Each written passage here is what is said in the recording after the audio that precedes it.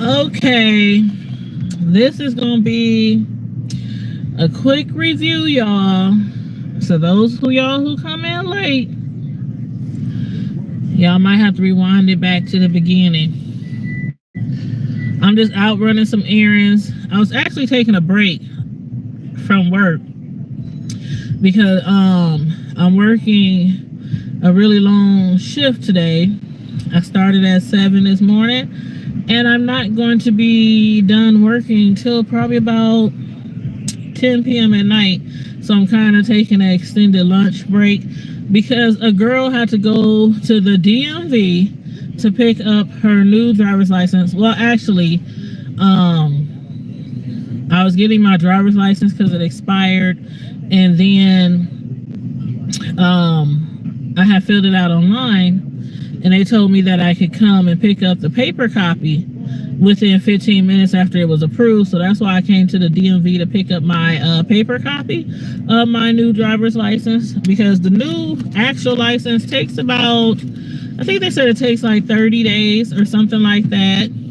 Hey to whoever's tuning in to the live right now, give me a shout out, let me know who's watching, please, and make sure you guys like this video on your way in and before you leave this live.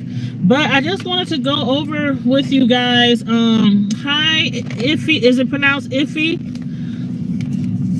Hi Iffy. I was just going to discuss the have and have nots, the last episode of the have and have nots that came on the other day. And, or was that yesterday? No, they came on Tuesday. Yep, the other day. Hi, how are you? How's your day going? Hopefully your day is going well. It's pretty nice here today in Omaha, Nebraska, where I'm going live from. All around us, it's a lot of flooding though. All around us, I mean, the Red Cross is busy. A lot of the people who was living like in the outskirts, by rivers and lakes and things like that, all their property is flooded. A couple of people have died. I think, if I'm correct, at least 3 people have died. But we're just keeping everybody in our prayers, you know, that are surrounding our city, because it's like really, really bad, the floods here in Nebraska. Yeah, you probably didn't heard about it on the news because it's been on the national news and everything. They got the National Guard. They got everybody here. So it's nice and sunny where we are and dry and everything, but around us it's horrible. But yeah, as far as the have and have nots, for those of you who watched the show, how did you like the last show? And were you like completely shocked? Like, oh my God. Well, first of all, one thing I'm so glad about is hey Mary Umi, hi, how are you? I'm just discussing the have and have nots right now, the last episode, and we saw Candace and her mother Hannah like finally hash things out. I am doing so well, thank you, Mary. How are you? But Hannah and her daughter has finally hashed it out. It seems like they done made up. It seems like, I mean, Candace poured her heart out to her mother and told her how she felt, and you know what, she thought her mother hated her, but her mother, I mean, I knew all along Hannah didn't hate her daughter. You know, we in season 5. I knew all along Hannah didn't hate her daughter. She just hated a lot of things that she did, which was being conniving and, you know, always lying and being deceitful and, you know, things like that. So that's what Hannah hated, because Hannah is like a very, very religious woman now. She kind of reminds me of my mother. Like, Hannah been dating that guy Derek for a minute now, and they haven't had sex or anything like that. I think they slept in the bed together once, but he made sure he had his clothes on, and you know, she had her clothes on. But yeah, she's a very spiritual woman, so she never hated her daughter Candace, even though Candace, man, she can be a bitch, you know what. B-I-T, you know what? But Candace, her actions over the past seasons have been absolutely like, this how you treat your mother? This how you treat your brother? This how you treat your son? But anyway, she sat down with her mother and Benny, her brother Benny, and her mother Hannah, and she spilled out, her feelings, and she apologized, and I think it was really like sincere. I really believe she was really being sincere, that she really doesn't care about the money that she stole, that she doesn't care if they give it back to Catherine. Now, as far as Benny, as far as his issue now with owing taxes, from that loan that he had took out, man, Candace said keep the money, but ask Mrs. Cryer if she can keep the interest so they can pay off of Benny's debt.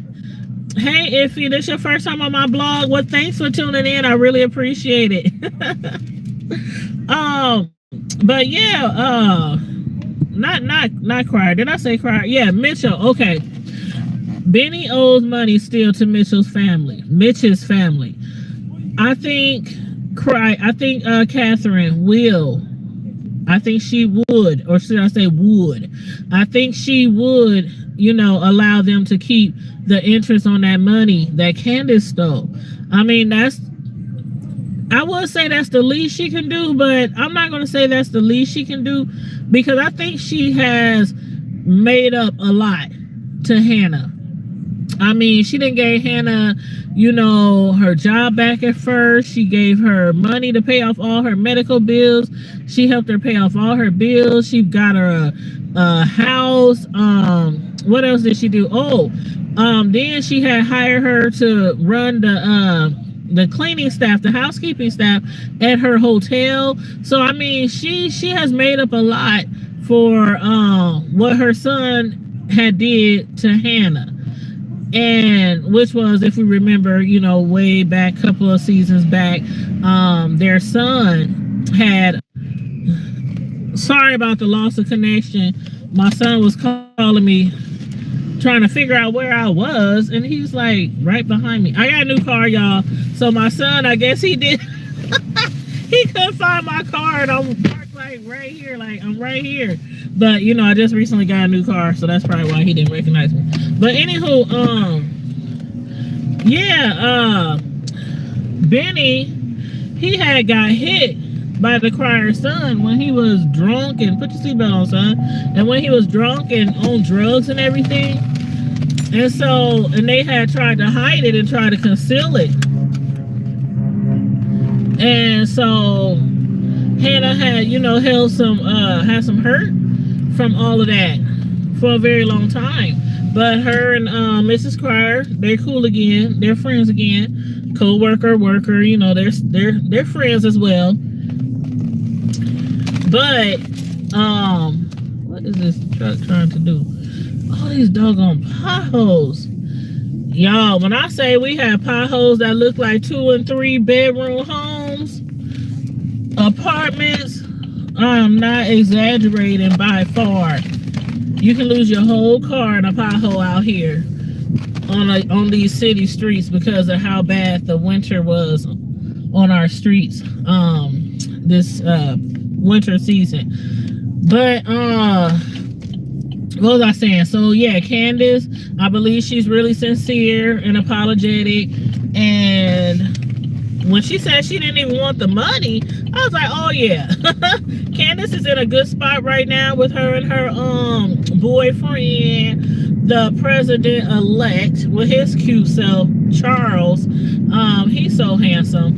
But yeah, she's in love. I think she's in love. She hasn't mentioned it yet because Candace, on the outside, she always gotta appear to be hard and always gotta appear like she don't like to appear weak or helpless. So, she's putting on this fake but I know she's really in love with that man. And I think they would actually make a cute power couple, even though Candace, where she came from and all the damage she did in people's lives and, you know, stealing from people, robbing people. I mean, she used to be a prostitute and she used to, you know, steal from men and, you know, all kind of things like that. But I think once she gets her head on right and the president and her relationship continue to thrive, I think, you know, her and him could make a great power couple because he will have her on the right track and she can still use a lot of her brains and skills for good instead of for evil. So y'all let me know what y'all think about that. If y'all think her and the presidential-elect Charles relationship will thrive, or if you think it will come to a halt sometime soon. I know that other guy, I can't remember his name, but the white guy who had saw them on the news, he was like, oh, heck no, we need to call him and let him know that, I'm swerving y'all because of these potholes, but they was like, we need to call him and let him know that Candace used to be a prostitute and she robbed me. So I don't know what's going to happen within the next episode, but what I really think is going to happen, I really think the presidential-elect Charles, who's dating Candace, I think he's going to be like, I don't care. Because for one, keep in mind, the president, they had to clean her up to make her appear clean for him to be with her. Because, of course, he's the president. So anybody he dates or anybody he's married to, they going to dig up the background of him, his wife, his kids, his best friends. You know how it go in the elections. So being that they already cleaned her up and somebody still knows about her, I don't think the president-elect Charles will care because he already knows a lot of stuff that she's already done and he doesn't care. So again, y'all let me know what y'all think about their relationship. But Hello? Hold on one second, y'all. Hey, what's going on? Yes, sir. My son is taking a phone call, so I have to be quiet. To a Mare Fry? Sure can.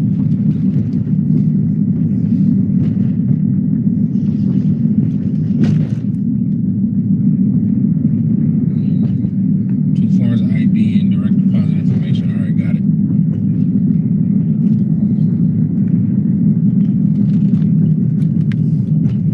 Okay, cool. I think he got the job. All right. All right, thank you. Yep, Friday 9 o'clock. All right, gotcha. All right, no problem. Bye. You got the job? Yeah. Yay! Well, you passed all the tests. They got all the information back. Well, congratulations. Sorry, y'all. I had to be quiet for a second because my son, a job he had applied at, was calling him. And he had, you know, took his test and background check and, you know, physicals and all that kind of stuff. So they were getting back to him and let him know when they need him to come. So anywho, congratulations, son. Everybody tell my son congratulations on this job he's been trying to get. But as far as Candace, though, yeah, y'all let me know how y'all feel about that. Now, as far as Benny, oh God, that doggone Justin, y'all. Justin, he's okay. We already know he's crazy. That man needs to be instituted. They said congrats, Idris. He said thank you. But that Justin, he needs to be committed. Somebody need to commit him right away. Like all the times that he done, all the times that he has, oh yeah, Jeffrey. I think I said Benny, my bad.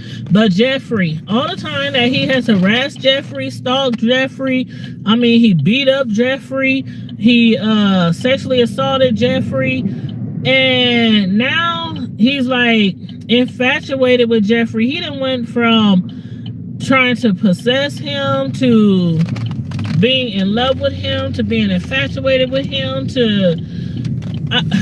now he wants to kill himself. He's threatening to kill himself if Jeffrey won't be with him. What do y'all think Jeffrey should do, y'all? Like, really? Jeffrey done told him in I don't know how many ways that he doesn't want to be with him, that he's crazy, that he needs help, that he basically psycho. He's psycho. He needs help. He needs help. He needs some medicine. He needs something. He needs help. He needs church. He needs therapy. He needs something. I went this way because of that big old pothole, and the cars was backed up, so that's why I just went around. Let me know when I can go. But yeah, he needs help, and he's up there harassing Jeffrey like that. Now he's up there breaking bottles, and you saw him in the show. He broke that bottle of wine because he had invited Jeffrey to, he called it their new home. Their new home. Jeffrey did not think that was their new home. He didn't even want to go visit Justin, but Justin kept harassing him. And so finally he was like, okay, I'll come visit your new place. I'll come visit your new place. And when he get there, he's like, how do you like our new place? And Jeffrey's looking at this fool like, what? This is not our new place. This is your new place. No, Jeffrey, this is our place. Why you don't want to be with me? Why you don't want to be? And then when Jeffrey says, you know what? I gotta go. I'm sick of this. Let's try to back up. I'm sick of this. I'm out. He was like, oh, okay, really? You're not gonna stay? You're not gonna stay? That's when he picked up that wine that he had bought for him and Jeffrey to have over dinner. And he broke the bottle on the counter and start shoving it towards his neck. I don't know if he would really kill himself, but I think it's a possibility he might try to kill himself. Or Jeffrey. First I thought he was going to try to kill Jeffrey. But then I'm like, no, he ain't going to try to kill Jeffrey. He's too in love with Jeffrey. But what he's going to do is try to make him feel guilty and threaten to kill himself. I'm going to let you, hold on, I'm going to let you out first. I'm trying not to get into all this mud over here. This snow done left so much mud when it melted. It's ridiculous. So I don't want you to get out in the mud. Okay, that should be better. Okay, you can get out now. But, what was I saying? You got a key again? Did you bring your key? Yes. Oh. And so he took the bottle and broke it over the table and started jabbing it towards his neck and threatened to kill himself. Now, I don't know if Jeffrey's going to end up staying or if he's going to call his bluff and bounce out of his apartment, their apartment. I don't know if he's going to call his bluff and tell him, you know what, okay, you're going to kill yourself? I'm out. Good luck.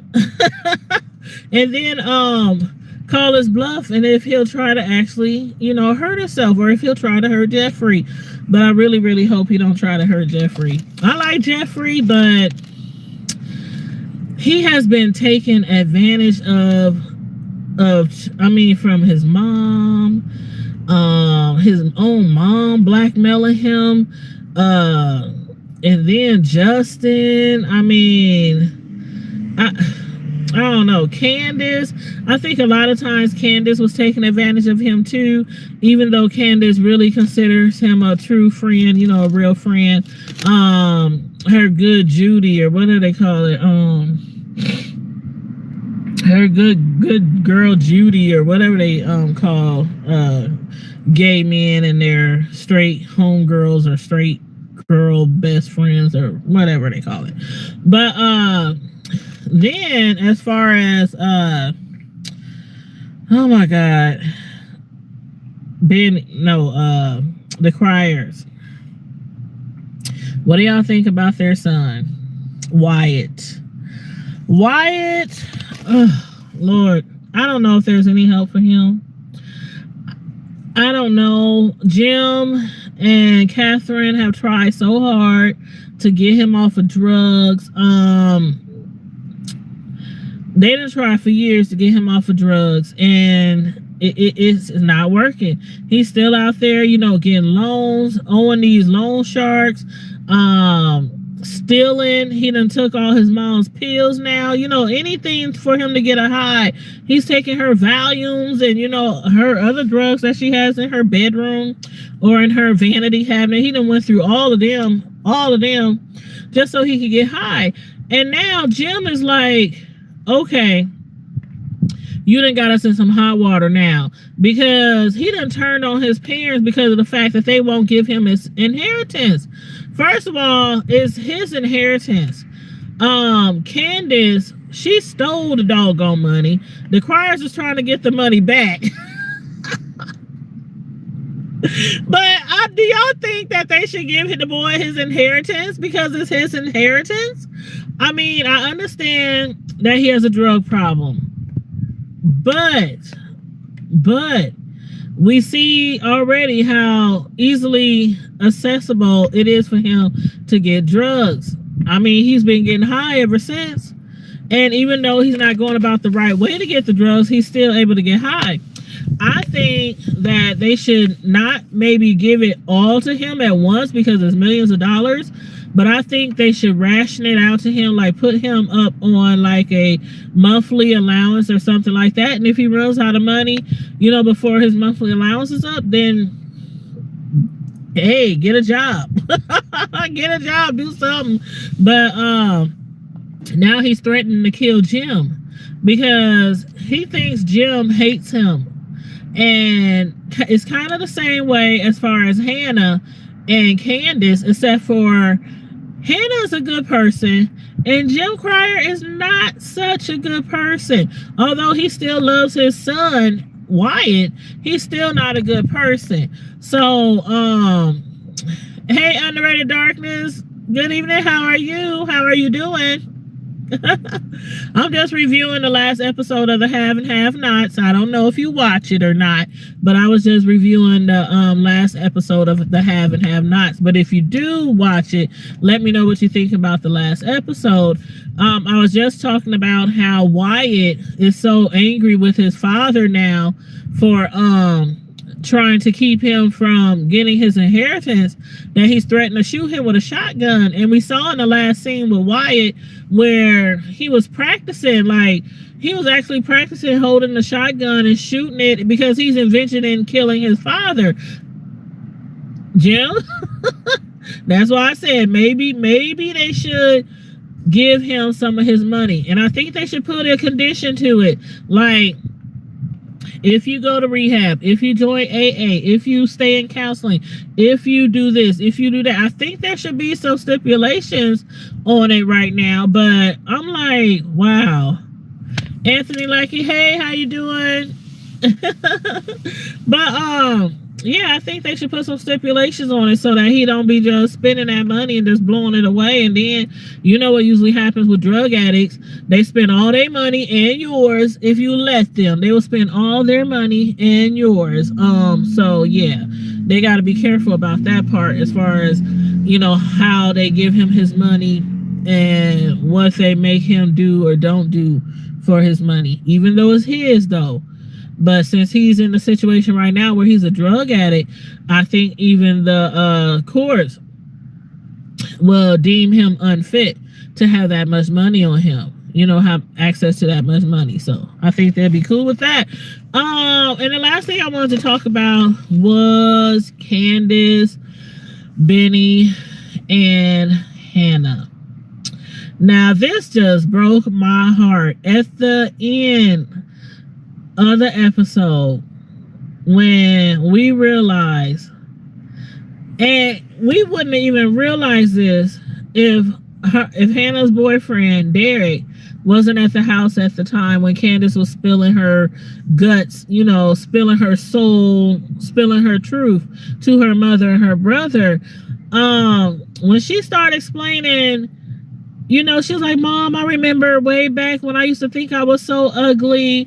And hold on, I'm trying to make sure I don't miss anybody. Hey, Pip Center, how you doing? Hey, I'm just reviewing the Have and Have Nots, the last episode of the Have and Have Nots. when Candace was spilling her guts and, you know, breaking down and being all sincere and truthful in her feelings and everything, and when she mentioned, Mom, I remember when you used to make me feel beautiful all the time when I thought I was ugly because I was so dark and people were talking about me and making fun of me when I was little, you know, the little dark girl, the little black girl, you know. And she said, I remember you doing this and saying that and giving me this, you know, all the things that we saw them say on the show. And she appreciated that. And when she said, even when you told me about the guy who raped you, the guy with the lion on his chest, you know, who raped you and could help you conceive me, she was like, even then you taught me that I was still valuable and I was still wanted, and you still kept me and you still raised me and you still loved me even though I have done you horrible. I was like so emotional. I'm like, this is the Candace that we've been waiting to see all this time, you know, spilling out her guts and everything. And even when she started talking about the rapist, you know, her father, who's the rapist is her father that she's never known. And Hannah was like, oh, that man, he probably in jail, locked up, or dead, you know, something like that by now. And I didn't even put it together, like, why is she mentioned, okay, now if you were just sitting around talking to your mom and you're like, Mom, I remember you told me you got pregnant by a rapist. You're not going to give details of the rapist. Like, yeah, you told me he had waves. You told me he had a mustache. You told me he had a earring in his left ear. I mean, you're not going to mention the details. So I should have caught on to that, you know.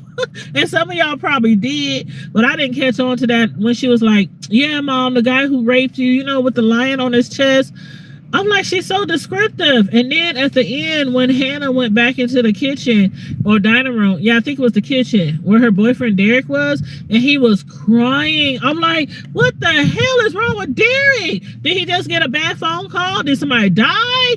Is one of his kids sick? Is his mama sick? I mean, I'm like, what the hell is wrong with Derek? He was crying and snotting and just everything. And Hannah was like, what's wrong? What's wrong? What's wrong? Talk to me. What's wrong? And that's when he started raising up his shirt. I still didn't get it. He started raising up his shirt. And I'm like thinking, was he stabbed? Did somebody come in the back door and hurt him while they was in the living room and they didn't hear? I'm like, all kind of thoughts was going through my head, y'all.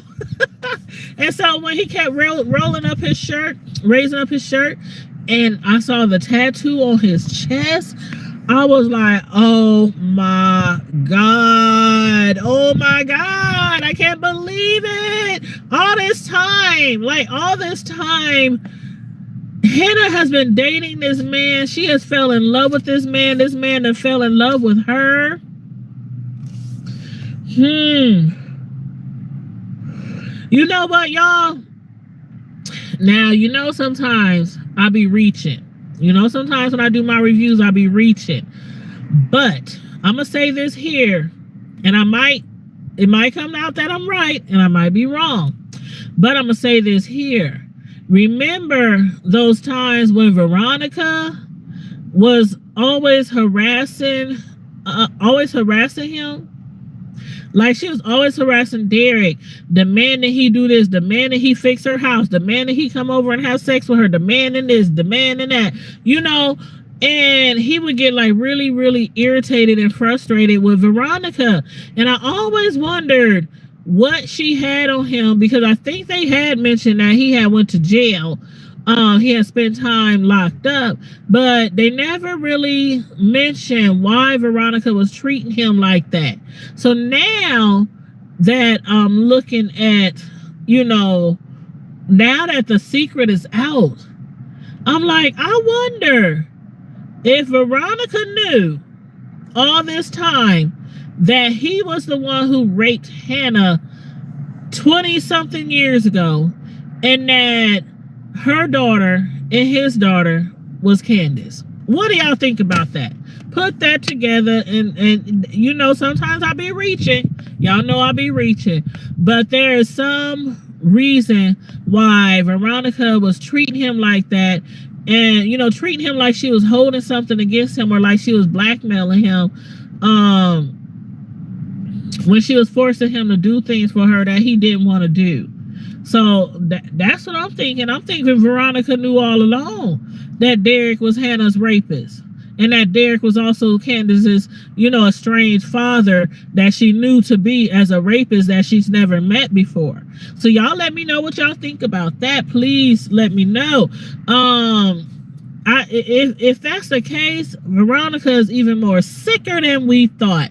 That lady is, I cannot stand Veronica. I can't stand her. I don't think she will ever change. I kind of wish when Jeffrey stabbed her that he would have stabbed her a little bit deeper. I think he should have stabbed her a little bit deeper. I mean, she done had people commit suicide. I mean, I'm like, her own son despises her.